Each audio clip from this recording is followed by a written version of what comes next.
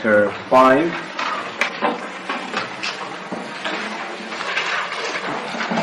Now chapter 6 and chapter 7 are quite long.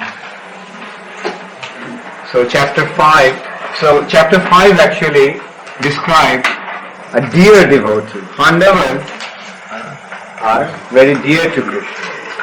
The residents of Dwarka are very dear to Krishna.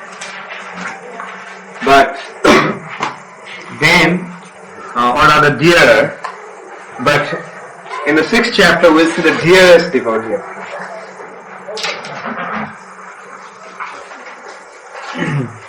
Narada Muni became overwhelmed with love hearing the glory of Uddhava, and he was not able to play his veena.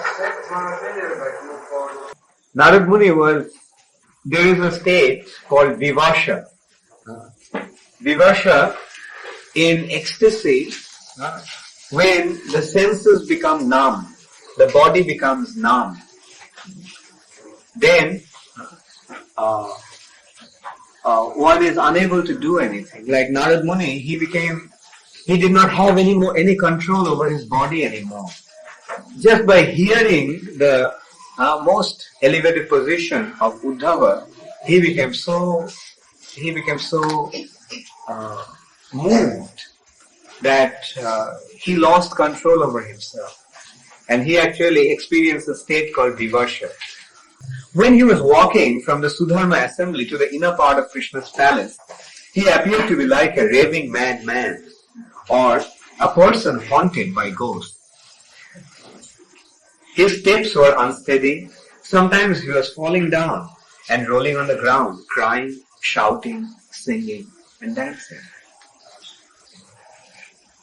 So just by hearing about Uddhava, Narada Muni came to such a state.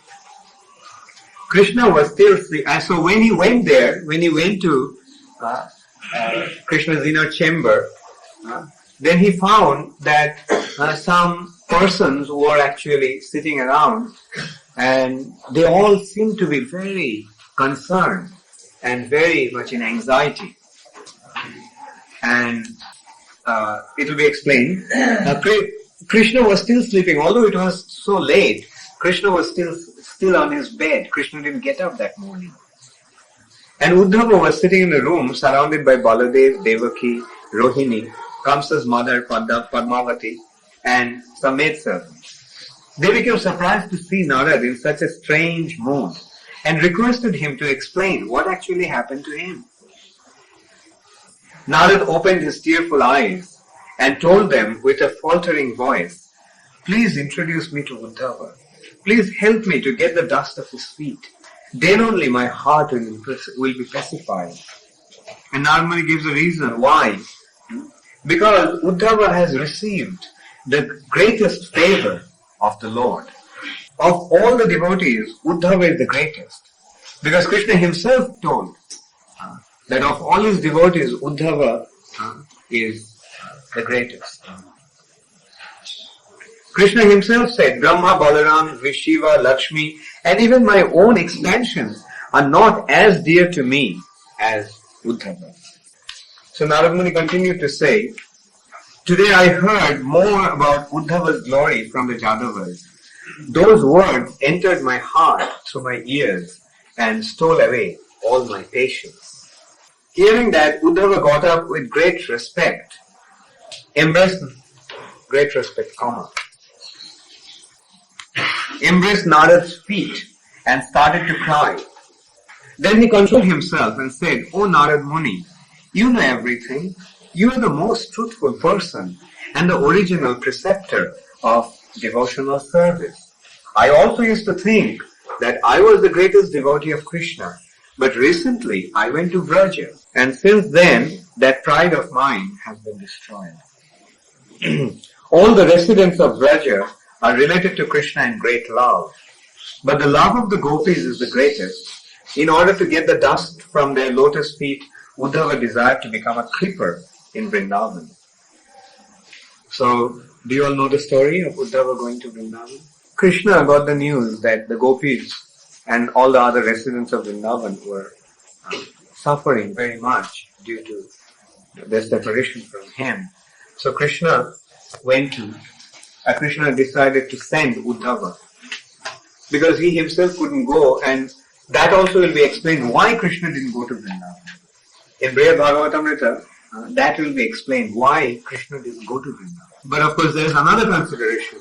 The other consideration is that Krishna never leaves Vrindavan. So anyway, it's Achinta. So Krishna sent Uddhava, and Uddhava went to Vrindavan, and he first met with Nanda Maharaj and Mother Jasoda. Then Nanda Maharaj greeted him very respectfully, and they all inquired about Krishna. And then when the Gopis saw that golden chariot in Vrindavan, so they became surprised. What actually happened? Why this chariot? Because this is the kind of a chariot that came and took Krishna away. Karuna came and took Krishna away.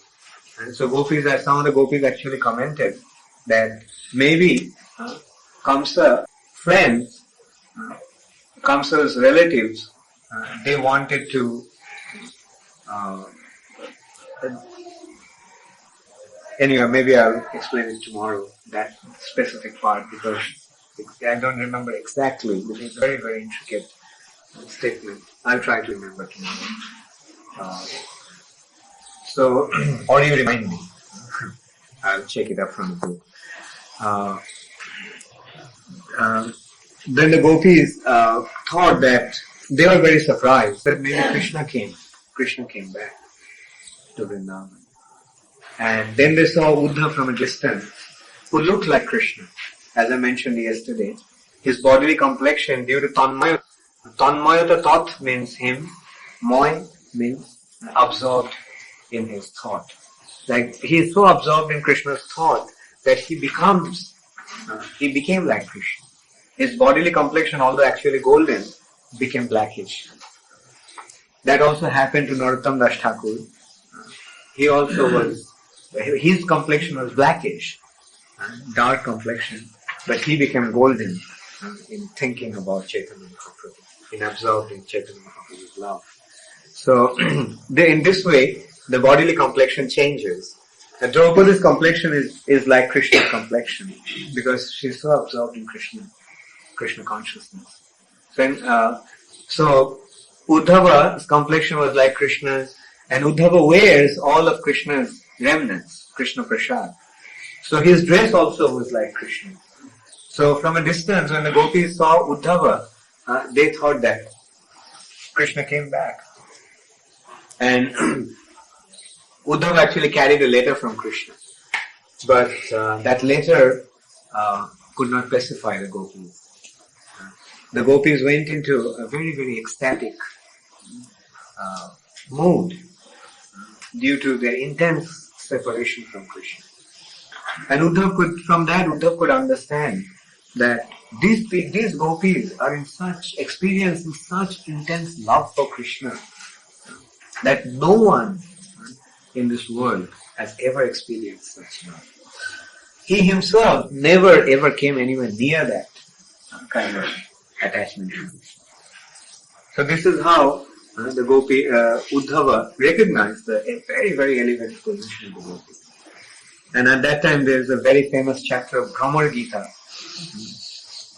Radharani saw a bumblebee, and he mistook the bumblebee to be Krishna.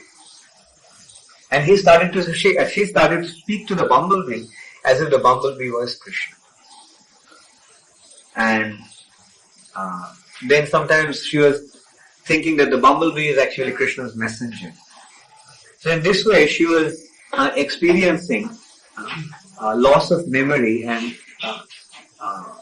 a kind of madness, which is known as Udghurna. Like she started behaving like a mad woman. And Uddhava also saw that when Uddhava went to Vrindavan, he saw that in the kitchen, the ovens there are spider webs in the oven. Because for so many days, actually ever since Krishna left, the residents of Vrindavan didn't eat. they didn't light fire to cook anything. And the ovens were growing spider webs. So in this way, Uddhava could recognize the most elevated position of the residents of Vrindavan, among them the position of the Gopis. And of all the Gopis, the position of Srimati Radha. So Uddhava felt so humbled after that experience of meeting the Gopis, seeing their love for Krishna, that he simply wanted to have the dust from their lotus feet. Asha maho charunu renu jusha maham sham Vrindavane kimopi gulmo taru shathina Shadustajam arja pasatitva bheji mukunda padabin. What's the last word? So Uddhava said, all I want is Asha Maho Charana Renu Jushamaham. I simply want the dust from the lotus feet of these Gopis. And in order to get the dust, I just want to become Vrindavan Ekimapi Gurmatavu Shatina. I just want to become a blade of grass or a shrub or a creeper in Vrindavan. Because Arja Pathancha Hitva, that these Gopis have given up the Arja Patham, the civilized way, the Vedic way of, or Vedic way of Vedic consideration of moral life. They have rejected everything. They did not mind to be branded as unchaste, or they were sometimes even addressed as prostitutes. Because the ladies, the married women who give up their husbands and run after some other man is a prostitute. So the Gopis were even abused in that fashion. But they did not care. They, actually for a woman, her life of morality, her chastity is the crowning glory. And when a woman is willing to even sacrifice that, that is considered to be the greatest sacrifice. Like the Gopis did not mind accepting that blame in themselves. But for whom? But for what? For Krishna. So this is considered to be the greatest sacrifice. And another consideration is that a woman is naturally attached to her husband. But the Gopis of Vrindavan rejected their husbands. The mother is naturally attached to her child. And the Gopis of Vrindavan have rejected their children. As soon as they heard Krishna's flute, some Gopis were even breastfeeding their children. And they dropped their children and ran to meet Krishna. And the reputation of a woman is the most precious possession, and they did not care about that reputation for the sake of Krishna. That's why Uddhava is saying Arja Pathancha Hitva, giving up this civilized way of life, moral way of life. Why? Bhejur Mukunda Padavin, for the sake of the lotus feet of Mukunda, the Supreme Personality of Godhead. So he just desired to get the dust from the lotus feet, and in order to get the dust from the feet of the Gopis, Uddhava desired to be born as a creeper or a blade of grass or a bush in Vrindavan. Vrindavane kimopi gulmo taru aushodhina, or a tree. And Uddhava desired to become a creeper in Vrindavan because, now the question actually, Sanatana Goswami raises the question that why Uddhava wanted to become a blade of grass or a thing or a shrub or a bush or a creeper in Vrindavan, because if he wanted to have the dust from the lotus feet, then it would have been better if he took his birth, or if he wanted to become a blade of grass on the street, because that is how the gopis will go. They will go by the street. But Uddhava is replying that no, when the gopis hear Krishna's flute, then they forget, they completely lose their sense of direction. They can't figure out where is the road and where is the forest. And the chances are better that he'll get the dust from the lotus feet if he's in the forest than in the road, because they'll become so mad in their ecstasy, in love for Krishna, that they will run through bush and shrubs and forests. He could get the dust from the feet of the gopis, that he would get the association of other Kripas who also have similar desires. The trees in Vrindavan are not ordinary living entities. They are not trees. In Krishna book, Prabhupada explained that these trees in Vrindavan, they are actually great sages. And they have been born now in Vrindavan. Actually, in Krishna book, Balaram is telling Krishna in the 13th, in the chapter where Dhenukashura is killed, saying that these trees in Vrindavan, they are not actually ordinary trees. They are great sages. They are great devotees of Krishna. That's why they are born in Vrindavan as trees and plants.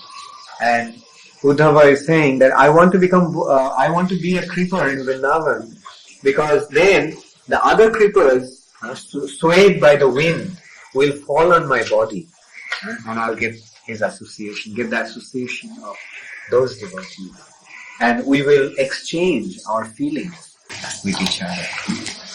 If someone says, Uddhava, if you stay away from the road as a Kripa, then how will you get the dust from their feet? My reply would be, when the gopis hear Krishna's flute, they become mad with the desire to meet him, and they do not have any awareness of the road. I repeatedly worship the dust from the feet of those gopis. Uddhava was afraid to describe the glory of the gopis in detail, because if Krishna somehow heard them, then he would become afflicted with his love for the gopis. Now, Krishna, although he is in Dwarka, Krishna always misses Vrindavan very, very much. That's why Uddhava was afraid to speak much about the gopis, because he was afraid that if Krishna heard about the gopis, then Krishna will become very much afflicted.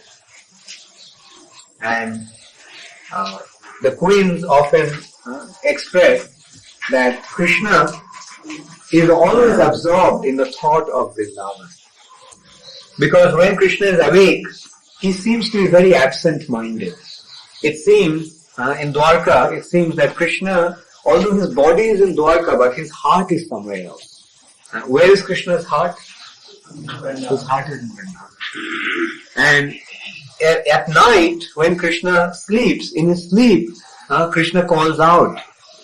And calls out by the names of the cows, the calves, the cowherd boys, Nanda Maharaj, Mother Yasoda, and the gopis. In his sleep, he talks. So the queens could understand that Krishna at night dreams about Vrindavan. So Krishna is always in Vrindavan. Mother Rohini said, Uddhava, please do not remind me of the gopis who are plunged in an ocean of misery, who are being constantly burnt in the dangerous forest fire and afflicted by the poison of separation from Krishna. So Mother Rohini, she was in Vrindavan before, but now she is in Dwarka. So she knew how the gopis loved Krishna, and she also knew how the gopis are feeling the separation from Krishna.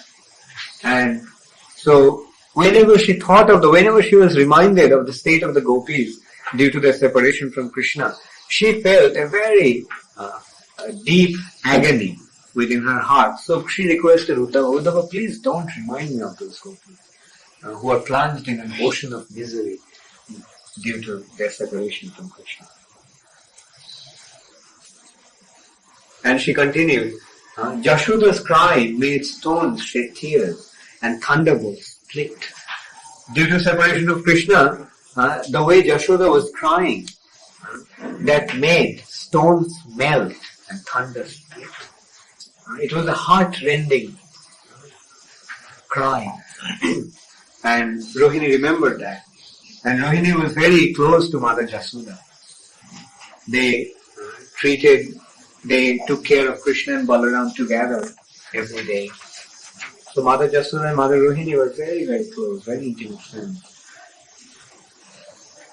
No one could make out whether the gopis like Radharani were alive or dead. Due to the separation from Krishna, Radharani's condition was as such that it was difficult to figure out whether she was still alive or she was dead. So this is how the residents of Vrindavan loved Krishna. And the purpose of practicing Krishna consciousness is actually to develop that love. We are chanting 16 rounds, we are rendering service, we are going through the chores of devotional service every day. It's simply to develop that love. And devotees must make a sincere and conscious endeavor to develop that love. We should not become mechanical. We shouldn't think that we just keep chanting every day and mechanically rendering our service and someday we'll develop our love for Krishna automatically. No, it won't happen like that. Bhaktivinoda Thakur said, Koti janme kore jodi naam sankirtan, tobu to na pai Krishna pade madhu. One may chant Sankirtan, and the holy name of Krishna in Sankirtan for millions of lifetimes. Still he won't develop love for Krishna. So love for Krishna is actually a state of consciousness, and we have to try to develop it. Actually, we cannot receive love, but we can endeavor. But upon seeing our sincere endeavor, when Bhakti Devi becomes pleased, then she may bestow that love upon her. When Srimati Radharani sees that, then she may bestow that love upon her. So we cannot artificially develop that love. But it is important, and it is beneficial to hear or feel the love of the Gopis of Vrindavan. That's why, in order to develop that loving relationship with Krishna, there's only one way. And that way is to render devotional service, to become connected to some resident of Vrindavan. We have to develop their mood. We have to become absorbed in their mood. And then understanding their mood, we can gradually develop our love. And therefore it is very important that we meditate upon the feelings of these residents of Vrindavan. How must Mother Yashoda have felt after Krishna left Vrindavan? We have seen in Krishna book how Mother Yashoda felt when she couldn't see Krishna just for a few seconds. When Trinavartasura came and took Krishna away and covered the whole Vrindavan, covered entire Vrindavan with a dust storm, and everybody's eyes were blinded. Then not being able to see Krishna, Mother Yashoda started to cry, just like a cow starts to cry when her calf dies. And what to speak of when she could not see Krishna for such a long time. Mother Yashoda, when Krishna used to go to the forest to tend the cows to the pasturing ground, then Mother Yashoda would follow, Mother Yashoda Nanda Maharaj would follow Krishna. And Krishna would, at a certain point, Krishna would tell them, please, you all go back, don't come any further. And Mother Yashoda would become stupefied. She could not go back, and she just stood there with tears streaming down her eyes and milk flowing from her breast. Both are ecstatic. Union is ecstatic, separation is ecstatic. In the spiritual side, everything is ecstatic. Their tears are ecstatic and laughter is ecstatic. So, just as in the material nature, everything is painful, everything is miserable. Here, in the material nature, union is miserable, separation is also miserable. one may think that union is less miserable. Okay, that's why they call it happiness. But ultimately union becomes miserable also. Romeo and Juliet fell in love with each other. And then, well, this is another Romeo and Juliet I'm talking about. In due course of time they got married, and within a very short time the neighbors could hear them screaming and shouting at each other. And that is the real story about Romeo and Juliet. No, they died. Yeah. And so, but in the spiritual side, everything is ecstatic. So, and here we can see how Mother Rohini is describing the condition of Mother Jashoda. That the way she was crying due to her separation from Krishna, that stones melt. Stones melted hearing that cry, and thunders split. Thunders are very hard, thunderbolts, and they split.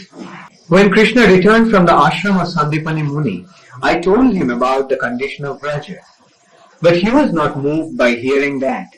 Therefore, instead of going there himself, he sent you, who are very expert in diplomacy and flattery. So, Mother Rohini took it as Krishna is not at all concerned about the residents of Vrindavan. So Krishna has completely forgotten that. Because when Krishna returned from the ashram of Sandipani Muni, Rohini Devi came to Dwarka, Mathura at that time. And because Vasudeva was released and Rohini was the queen of Vasudeva, so Vasudeva was brought to Mathura after Kamsa's death. And Rohini saw the condition of Mother Jashoda and other gopis in Vrindavan. So she started to tell Krishna, this is the condition of the residents of Vrindavan due to your separation. So you please go back to Vrindavan to pacify them. But Krishna didn't go. And instead he sent Uddhava. And she took it as Uddhava is a diplomat. So Krishna sent a diplomat to pacify them with his flattery and diplomacy. Then she continued to tell Uddhava, you sang the glory of your Lord's mercy upon the residents of Vraja. But is this the sign of his mercy? When your Lord was in Vraja, he also did not do anything to make them happy then. Ever since Krishna went to Vraja, many demons like Putana and Keshi constantly caused disturbances. But the Vrajavasis never cared for their own happiness.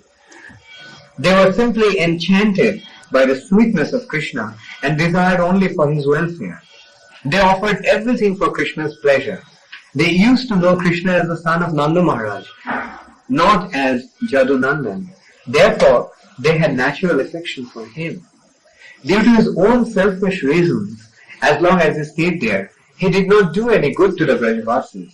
Now that his selfish objectives have been accomplished and he is residing very happily with his relatives, what he is doing for them does not need any description.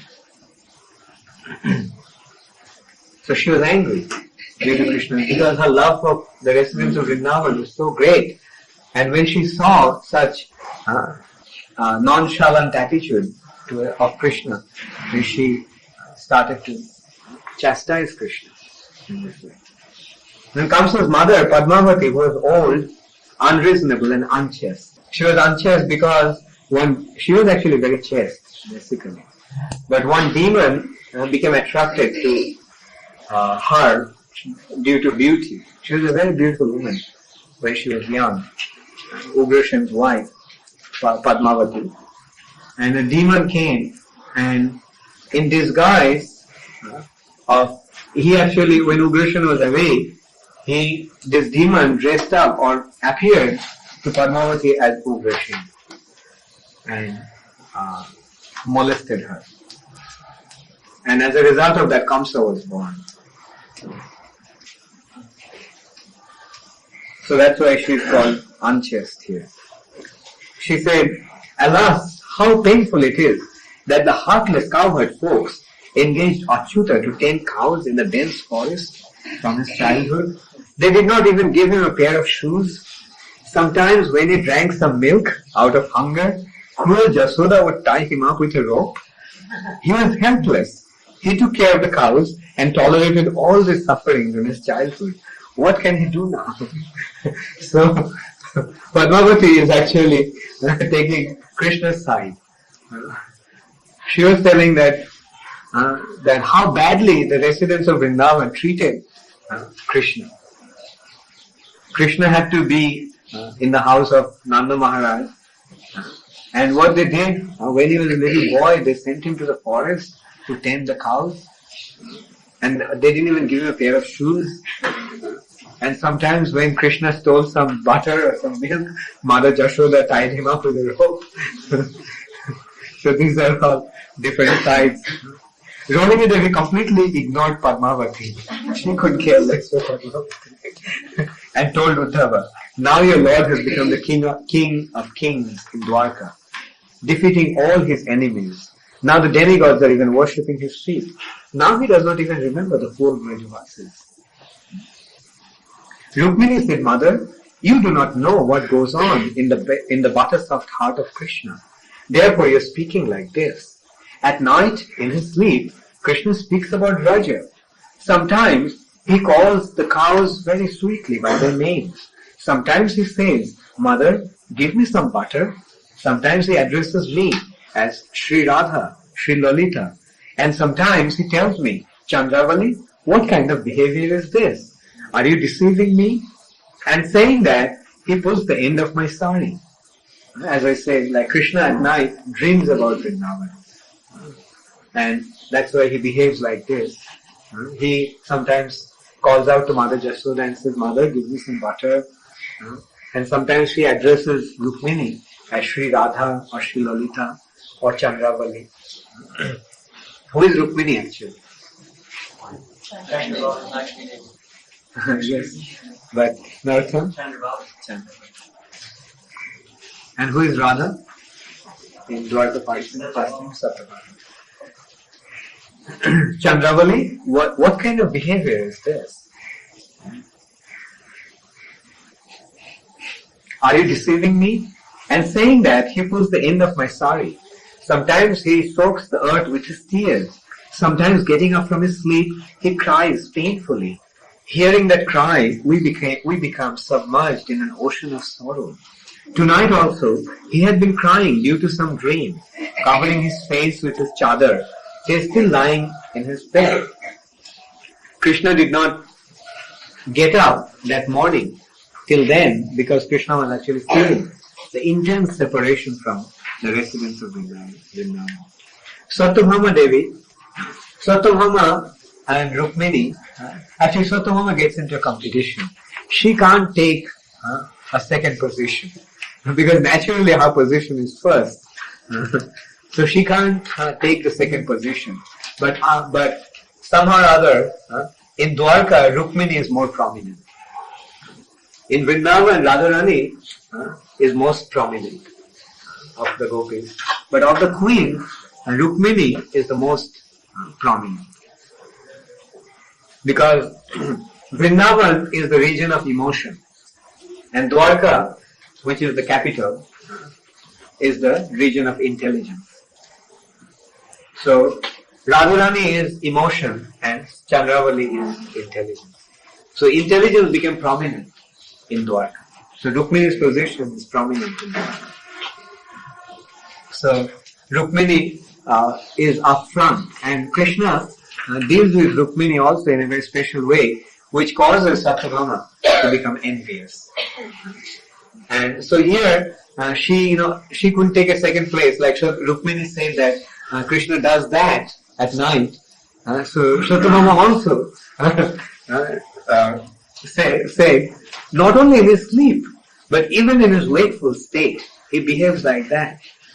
We are his wives only superficially. Actually, even more dear to our Lord are the maid servants of the Gopis. Then Balaram said, since we are speaking about the pitiable condition of the Brajvasis, Brother Krishna is acting as if he was dreaming about the Brajvasis just to deceive us. When I stayed in Vrindavan for 2 months to console the Brajvasis, I realized that no one but Krishna can console them. Upon my return, I told him, Krishna, please go to Vraja and save the lives of the Brajvasis. He simply said, yes, I will go. But it does not seem that he means it. Or actually, he meant it. Anyway, then hearing this, Krishna quickly got out of his bed and started to cry loudly. When Krishna was lying in his bed, so he heard all this conversation going on. So Krishna couldn't tolerate anymore. So he just got out of his bed and started to cry loudly. Tears were flowing incessantly from his eyes. With a faltering voice, he started to say, it is true that my heart is made with thunder, and for this reason my heart has not yet split open. Since my childhood, those Brajavasis took care of me so affectionately, but I am so cruel that I forgot their extraordinary love for me. Instead of benefiting them, I am simply causing them great distress. Dear Uddhava, please tell me, what should I do? Please save me from this ocean of lamentation. Uddhava told him, the Brajavasis only want you, and unless you go there, their lives will not be saved. In order to get you, they have given up everything. You can ask your elder brother about that. Remembering the condition of Vraja, Balaram started to cry loudly and said, dear brother, what to speak of the Gopas and Gopis of Vraja? Due to your separation, even the cows, animals, birds, trees, creepers, and grass who offered their lives to you are dying. Not dying in separation. The lakes have become dry and the mountains are shrinking. Some of the men are maintaining their lives depending upon your promise that you will return. If you do not show your mercy upon them, then Jama will show his mercy upon them pretty soon. Those who are still alive have given up eating and drinking.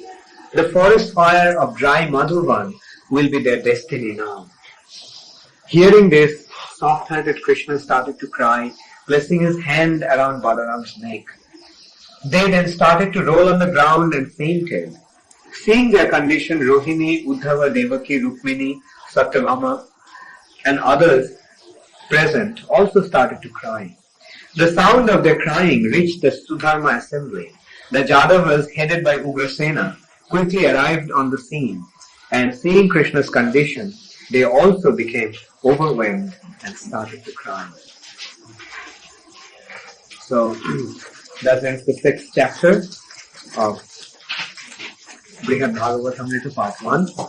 And so the final chapter, the 7th chapter, will determine the recipient of complete mercy of Krishna. So, any questions? Raghuvi Prabhu? We find that Raghunath Swami does meditation with someone called Oriya, and he didn't appreciate Chandra. And I was just reading a song with Dr. Thakur a few nights ago, and he was expressing the same view. So I just wonder, what should our attitude be? Well, because we are Rupanugas, we are Raghunathanugas, Rupa Raghunath, Rupa Goswami, Raghunath Das Goswami are our preceptors. And why can't we stand even to hear the name of Chandravali? Or, that's in a perfect stage, and that's how we'll experience, that's how we'll feel. Why? Because our ultimate objective, our ultimate goal is to unite Radharani with Krishna. We want to see Radha and Krishna together all the time. But Chandravali tries to take Krishna away.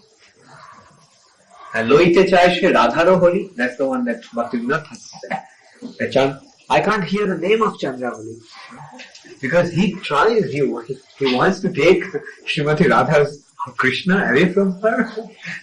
So because we are Radharani's followers, we can't stand the effort of Chandravali to take Krishna away. Then I also saw, it's actually in the 6th chapter, the second part, the Bhagavatamrta, when Karuna comes, then the Gopis and all the inhabitants of Vrindavan, they become very, very angry with Karuna, to say the least. They despise him. So then I've seen that Prabhupada speaks of a Karuna as a devotee. He gave one devotee I saw the name Karuna. Yeah. I was just wondering about that also.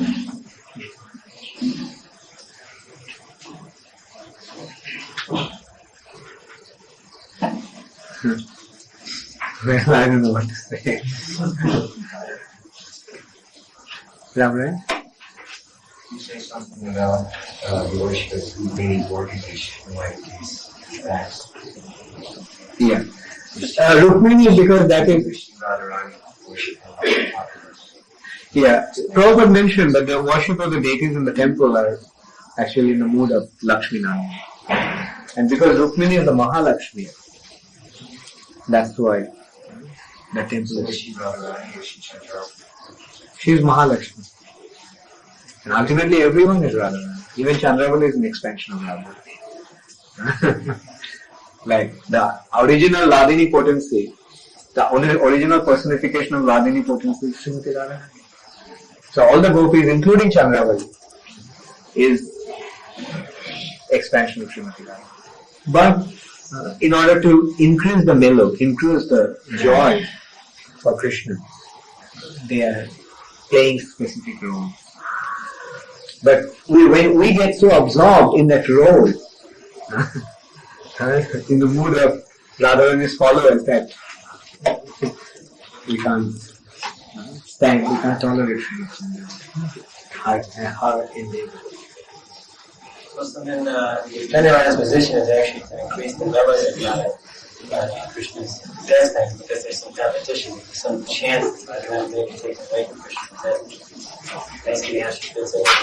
Yes, yeah. It is actually to enhance the love or enhance the joy of union that Chandravali plays that role. Otherwise, you see, That's actually go up with it. in the spiritual sky, all these varieties are meant for enhancing the loving relationship between Radha and Krishna. Like in love, envy plays a very important role. Right. So Chandravali actually causes envy in Radha and Radha's followers. But that envy actually is meant simply to enhance their love. Answer the problem. We're always talking about how different devotees play different roles, right? Like actors on the stage play roles, but is there any time where they stop playing roles and they're in another, you follow my point? Yeah, they do. Like when they go back to Golok, their role is not exactly the same as it is in Gokul Vrindavan, earthly Vrindavan, home of Vrindavan. Like Rupa Goswami actually explained that in Golok Vrindavan, Radha Krishna are actually like husband and wife. And he even describes, Jiva Goswami even described how Radha Krishna got married. What? How Radha and Krishna got married. Chapter of Hollywood happened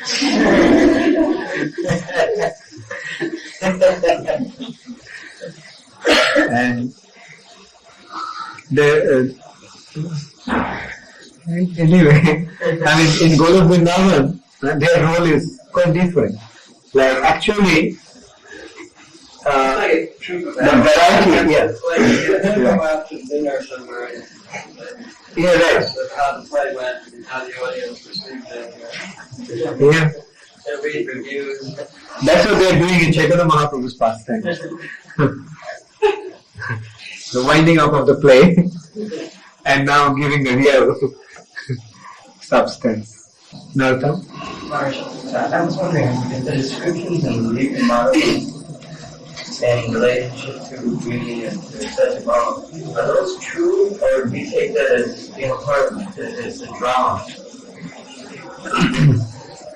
The scriptures are the truth and nothing but the truth. Because at the end, where Swami leads, it's a drama that's taking place with Radha and Krishna. So I was just wondering because some of the aspects of it Yeah. are in detail. Well, like I said, like anything that is coming from Rupa Goswami is not writing fiction. He is not writing a drama. Because in Bhargavani's Mantra Shastra, there's descriptions there about how certain aspects of Sanskrit play can be imaginary. Yeah. That's why I was just wondering how you accept all those descriptions. Right. The thing is that Bharat may have said that, but a pure devotee like Rupa Goswami will not write something fictional. Like Rupa Goswami, a pure devotee, whatever he writes about Krishna, we have to understand that it's the truth. And he is seeing that in his heart. Those pastimes are actually taking place in his heart. Otherwise he won't write. Yes, Arjun? Very, very real to experience the Krishna's exactly what we think of is. So there's a need. It seems to me very real, like Krishna's away from the number. Yeah. And the experience of separation. And how Karuna actually takes Krishna to Vrindavan. And how do you see that Krishna's not leaving them? Right. Yes, Krishna can leave Vrindavan, or rather Krishna can go to Dwarka or Mathura and at the same time not leave Vrindavan. If Krishna can expand himself in the heart of every living entity, can't he remain in Vrindavan and at the same time be present in other places? You understand my point? With his inconceivable potency, he can do anything. But the understanding is that the original Krishna never leaves Vrindavan. Krishna anna jadu sambhuta and Vrindavanam paritajya kadapi kutra nagachi. The Brajananandam Krishna never leaves Vrindavan. For the Gopis, He seems to have left for the Gopis. Yeah, that is again in the Jogomaya Samaprita. He is covered by Jogomaya. They are not seeing him, although he is there. And sometimes when he wants, he appears in front of them. But they are in such a bewildered state due to their intense love for Krishna that they can't figure out whether they are imagining or they are seeing real Krishna. When they dream of Krishna, they think that that's real. And when they see the real Krishna, they think that it's the dream. Yes, This statement in the Krishna book that Krishna remained in his Bhava expansion. Krishna remained in his Bhava Bhava expansion. I was just wondering what is the nature of that Bhava expansion? I don't really know. I have to see that. Bhava. I mean, I can understand what it means, but I can't completely understand, what it actually is.